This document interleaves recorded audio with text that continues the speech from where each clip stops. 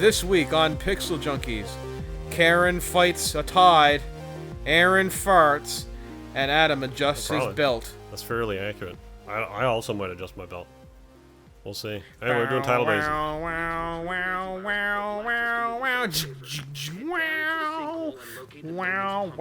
gonna assume that was the intro. Yeah. That's what I was going for. Welcome back, everybody. Yeah.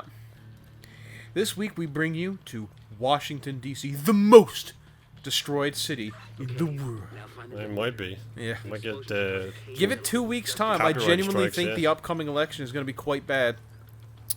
And by upcoming, I mean the current election? The current, maybe, yeah. We'll find out. The backlash of America, it might be gone forever. Which, I mean, I don't think anybody will miss America. No, I'm going to miss America. I have a lot of problems with that country and things that they've done historically.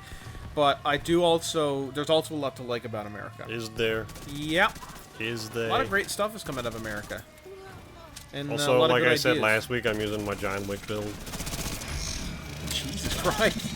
Holy shit. System disrupted. Yep. Did they just, like, all pop up there like gophers? Like, whoop! No, I have, I mean, they kind of did, but I have, oh shit. The turrets can't even track you, you're moving so fast. Is there? Oh, there's still a sniper up there. It's like the alien from, or the automated sentry guns from Alien. Or Aliens, rather. Like, they just keep coming.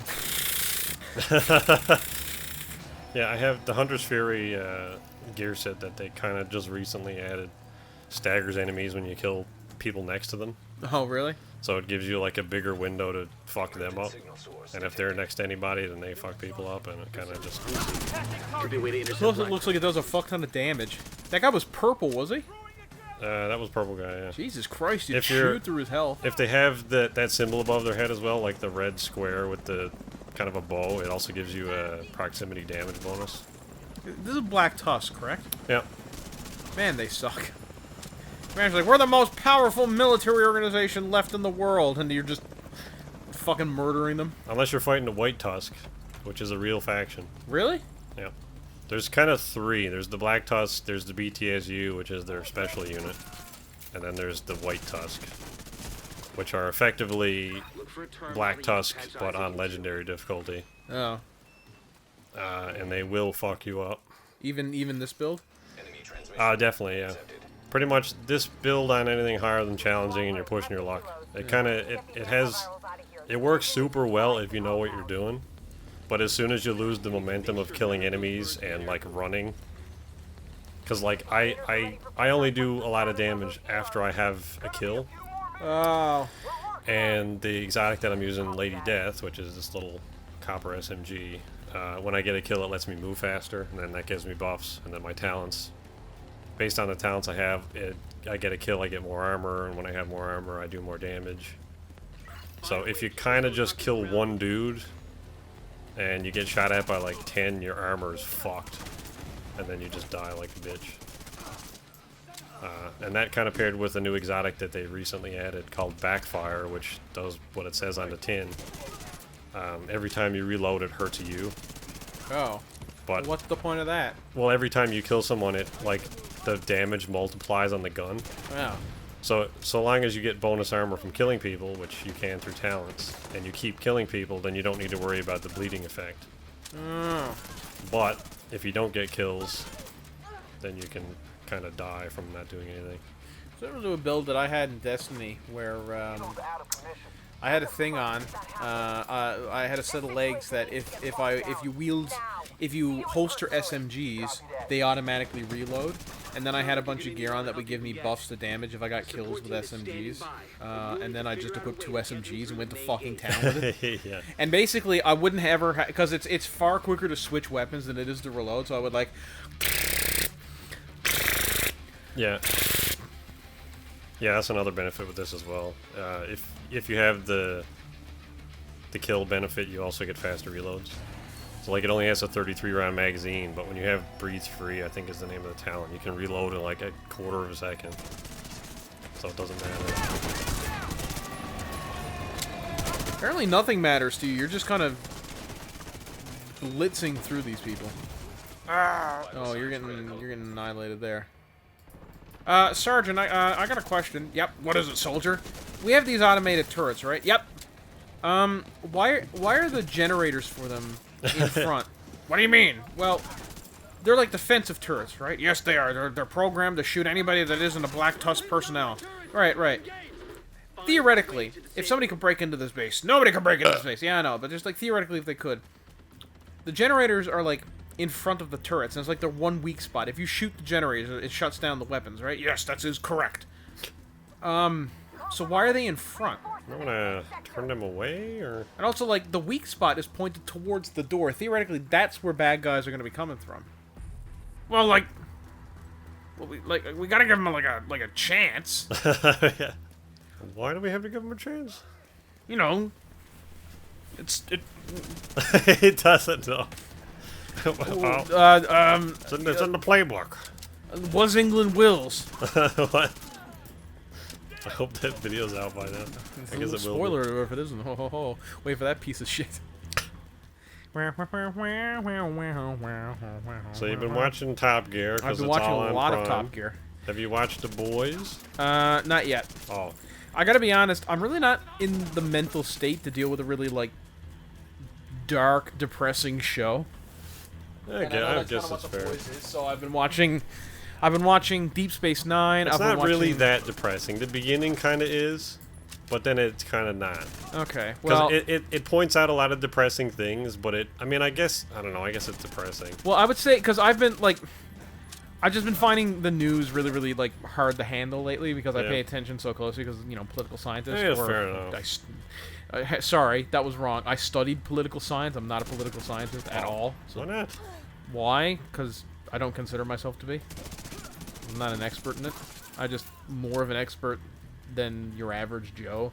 And even that's not really saying much because I'm not that much better than the average Joe. Stop being buddies coming out. So yeah, I've been really, really, you know, it's been... you know, a time. It's been not the best. So I've been watching shows that are familiar and fun and, you know, so, you know, Star Trek and Top Gear, She-Ra, like that kind of stuff. Star Trek is depressing. No, it's not. It is, because we don't get to fly around in spaceships in real life. Well, that's true. You don't like the Star Trek starships. I don't like the Star Trek. I mean, you can make fun of me all you want. It doesn't disprove my point. I'm not a huge fan of the Star Trek designs, and no, that is correct. That's Adam's response. Yep. I don't know. It's iconic. I'm just not a fan. It's a little too. It's not badass. That guy did an awesome roll up the stairs, though. Holy shit! And then exited life. Yeah. How many? There's so many fucking guys. Go away. She'll run out of bullets eventually. Damn. Yeah, she's just using our bullets. Fuck! Just picking up our weapons and shooting them. Yeah, I don't know. Anyway, The Boys is more satirical than just straight up depressing. I've also never really been a fan of Mark Millar's writing, and he wrote the original comic book. I don't know how much involvement he's had in the show. No idea. But, like, I was not a big fan of Kick-Ass, not really a big fan of Wanted, both the movie and the comic book. I just find his writing is too... This is really good. I thought it was really good. Anyway. I've heard it's good, so I really should get... I watched the first episode a while back, and it was very dark and depressing, and I just wasn't in the mood for it at the time. The first one, yeah, it changes throughout the season. I have seen clips from it. It does look good, and I am interested in watching it. It's just, you know, I need to be in the right mindset, or I'm not going to enjoy it. Like, I want to give it an honest shot. That thing is shooting the shit out of you. Yeah. Yeah, it's more of just like I guess a depressing black comedy of what if superheroes were like a privatized industry? What would they actually act like? What kind of like shitty personalities would they have? Like, you know, it's kind of it's the same sort of commentary that Marvel would do on real life as this does on real life, but with a totally different spin. Yeah. But still with superheroes. It's like a totally... It's a totally different perspective. It's great. I'm gonna start watching the second season soon. I just finished the first one. I heard the second season introduces like a Nazi superhero. Like she's secretly like a white nationalist. Sure, yeah. I don't think that's spoiling it because I think it's in the trailer. Yeah, and there's some stuff that happens with like the characters where you're like, I don't know if you should be doing that in 2020. But then the characters that do it are like totally humiliated by the end of the season. Well, that's good. Yeah, it's like it totally. You're talking about like I suppose no spoilers on this, and also that's probably not appropriate to talk about. I think I know what you're talking about. It's about the Aquaman guy, right? The Aqua dude, yeah. Yeah. I know what happens in that. Yeah, a little bit of inappropriate workplace conduct. And I will also say there, I can't speak to how the show handles it, but there is some like obviously like pretty, explicit themes in this. So if you're triggered, there is a particular character that is exploited many times throughout like the season. Yeah. But I mean, I guess you can say whichever way you want. Like they do happen in the show, and maybe they shouldn't. But the way they handle it is like totally like, this is how society should treat these pieces of shit. Like it totally works around. It's great. But I guess if you got your own traumas and stuff, and yeah, I will say not relating to that, but I did like the bit where was it Homelander? Is that the guy's name? Yeah. Homelander is chewing out everybody in like the not Justice League, and he's like, everyone here is terrible. Like you've completely failed all your missions. You're awful, except for you, Black Noir. He's just sitting in the corner. Yeah. There's like one thing in the first season. There's a scene, and the only other scene I've seen from the show aside from the first episode, and I can't remember, it might be in the first episode, is where Homelander lands amid a group of soldiers and cleans a house for them and just eviscerates people. Because Homelander, I think, is supposed to be like evil Superman, basically. Yeah, he's kind of like a Superman Captain America mix. Yeah. And like, Black Noir is supposed to be Batman. Queen Maeve is supposed to be Wonder Woman. Kind of, yeah. I would say. I guess there's a lot of hybrids. She's totally like a Wonder Woman. I get kind of like a Black Widow vibe from her as well. Yeah. I also love the idea that Black Tusk is trying to escape this island on that hovercraft, and they end up like Jeremy, just not being able to turn. Like Jeremy's like, we need to get out of here. I'm trying, but it's impossible. Jesus fucking Christ. Yeah, it's a really wide like helicopter shot of the aircraft, like under steering, and you're power, and then he just crashes into something. Like, Jeremy, you dipstick. And then Hammond has one of the best expletives ever spoken on film. What was it? When he's trying to like overtake a truck or something, and he says, "What the fucking hell are you, you great gangling fuck-knuckled twat, greasy-haired cunt bag?" I don't remember that. No, because it's bleeped in the show that they aired, but I think they released the audio after, or a clip of it after somewhere, because it's on YouTube. It's fucking amazing. What episode was that? That was the same episode with the hovercraft. They were trying to race across St. Petersburg. Oh no, I'm talking about when they built their own hover van. Oh, the hover. Okay. Yeah. This was after the hover van. I remember that. That expletive. He borrowed some random Russian dude's bicycle because his 9,000-pound bike broke. Yeah. He rode into a tram line and tripped up. Yeah. And snapped the derailleur off.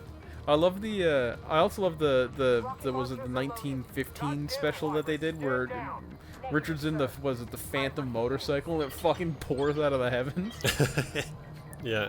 Was it the Black Shadow or something? Yeah, and then James is in is in a Mercedes of some sort, I think. No, I think he was in a old XKE, which I think at the time. Was it XKE? Yeah, it was the fastest car in the world. Yeah. Oh man, and it's then Jeremy's in the locomotive. The train, yeah. Turbo covered in soot. Yeah. To be fair, I would have loved to have been on the train. That's a cool. They've done some really cool experiences over the course of their life. You know what I mean? Like they've been to the North Pole. They've been to every continent. Except for Antarctica, I believe. They've seen all these great sights. They've done all these cool things. Like one of my favorite quotes from Top Gear is when Richard is about to race. He's in a Bugatti and he's racing a Eurofighter Typhoon. Yeah. And he looks at the camera and says, "Kids, if you're watching this at home and you think this is cool, it is." Yeah, they've had great jobs. Yeah. Now it hasn't all been, sunshine and rainbows, because I get the sense that the Burma special and the Mongolia special probably pushed their limit a little bit. Yeah. As did the Polar special. Yeah, where was it they went? Cambodia, I guess it was, wasn't it? Yeah. That one, was it Cambodia? No. What, with what? No, yeah, it was Cambodia, where they were on, like, the floating island place, floating city. They're like, why the fuck do we do this? Oh, do you mean the Vietnam special at the end where they have to convert their bikes into No, when they did boats, like Grand Tour. Oh, and when they go out in the ocean, they're on river boats in the middle of the ocean. Well, even before that, like when they just went to the island and they had to listen to generators all night. And oh was, yes, like, yeah. Totally pissed off. Like, why the fuck do we do this to ourselves? Oh, good. Like that's not gonna stop, and then you just hear. Fuck. You know how in that special Jeremy cooks pho? Yeah. We're getting the pho restaurant in town. Alright. It's opening up around Christmas time, I think. Sweet. I'm surprised anything is opening, to be honest. Well, that was what it was originally said, but yeah. Yeah. That's the sound Karen makes as she scoots across the... Yeah. This isn't the ideal build for this bit, because the kills are few and far between. Oh, except for you two, thank you. Launch backup power activated. Launch sequence initiated. Come over here, Wyvern. Come on. Cool name, though. Like, cool call name. Don't they call the president Chickadee or whatever? Chicken Hawk? Something like that. I'm gonna die. Okay, nope, drone got him. Nice job. You're getting a raise. Come out here, Chicken Hawk, who ends up betraying the American people. Yeah. And then we try to kill him. And spoilers, I guess, for the next mission. Do you kill him? Does he get away? I can't remember. No, you don't kill him. But season 3 of, I guess the seasons. Season 3, the leader of the Black Tusk, Varden Schaefer, is the main manhunt target. So. Yeah. So yeah, we get to hunt down the head of Black Tusk. What about White Tusk? I don't know who runs that. I'm not even sure that that's like a canonical thing. That's fair. Is BTU though? BTSU is, yeah. Was it Black Tusk Special Unit? Yeah, Okay. which I think is comprised mainly of just all of the named Black Tusk individuals, which you kill a couple more of in New York. Do you have to fight? Do you have to fight the stupid Russian dude from the New York DLC who just shoots 15 bombs at you or whatever? Or no, he's the guy with the. He hops down with 2 other minigun guys and just shoot the shit out of you. The Russian. Oh, Dragov? Yeah. Does he come down with a minigun or something? He comes down with 2 of his other buddy assholes, Yeah, and they and just got it's massive impossible. bulwark shields. Yes, that's it. And I remember that battle took me half an hour because I kept, like, anytime I would shoot, I get, like, 3 shots off, and they'd immediately pivot like a turret and nail me. Yeah. Yeah, they can be, it's, I guess some of the strategies are a little weird on some of the fights, especially in New York, because even though they're still on, like, the same difficulties, they get significantly harder than the DC missions. Yep. A lot of the strategies for those missions are like just straight up throw everything you have at them as soon as possible, because if you allow the enemies to move around and like situate themselves, then it just gets too overwhelming for you to fight them. Yep. Which is what happens with the Keener fight at the end and Dragoff, sort of, especially with Dragoff, because there's 3 massive armored buddies, and then also there's like other random assholes that The pop out of worst the guys walls. by far, though, are the flamethrower dudes with the massive health pools who can snipe you with their flamethrower from across the field. Yeah, they changed that. Good. Why did they make the game easier when I stopped playing? I don't know. They massively reduced the range on those flamethrowers. Thank fuck, because they And were impossible. They also, based on distance, decreased the enemy's accuracy. Good. So if you're like 30 meters, or I guess maybe like say 100 meters. I think 30 meters is the cutoff. Beyond that, it starts to, beyond that, it starts to get inaccurate. But if you're like 100 meters away from the enemy, he's pretty much guaranteed to miss you with whatever he throws at you. And if it's like a flamethrower, buddy, he's absolutely not going to be able to hit you. Well, that's good, because it was annoying. It was very annoying.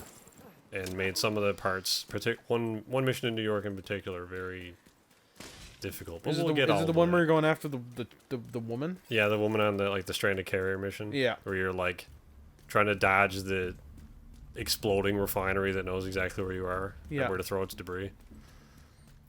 There's also another mission. I can't remember which. I think it was just like a random mission, but you have to like stand on top of a thing as it transmits, and one of those flamethrower dudes comes up the ramp, and as soon as he gets to the ramp, even though you're at the very end of the area, like the upper raised balcony area, he can still hit you. So you have to kill him before he gets to the top of the ramp. Otherwise, you're dead because he will just annihilate you instantly. Yeah. And the same with the dudes who shoot nails. Because for some reason... Oh, fuck them. Yeah, for some reason nails are a million times more powerful than bullets in this universe. Yeah. And if you get hit with a bullet, you bleed. Like, so if the initial bullet or nail damage doesn't kill you, you continue to bleed out for like another 7 seconds. Yeah. Which I think that was reduced pretty significantly. So next time we're going to go... I guess we'll head to Camp White Oak. Is it not... Isn't that the zoo? There's 2, and I don't think there's a canonical order. We have Camp White Oak to go to and Manning. Yeah. So we'll do one of these 2 next time. Hooray! And then they're all on flyway missions now. They're all flyways. Sweet. We got Camp White Oak to Manning Zoo, and then we have the Pentagon missions, which are down here. Then we got Coney Island, and then we're gonna head to New York. We're not doing the raid, are we? We're not doing the raids. Okay. There Fair are enough. 2. Are there 2 now? There's Operation Iron Horse up here. Is that the one where you fight Metal Gear? Yeah, basically. Big ass like armored train with a huge ass gun on it. And then Operation Dark Hours, which you fight. You fight like a drone carrier, don't you? A drone carrier, yeah.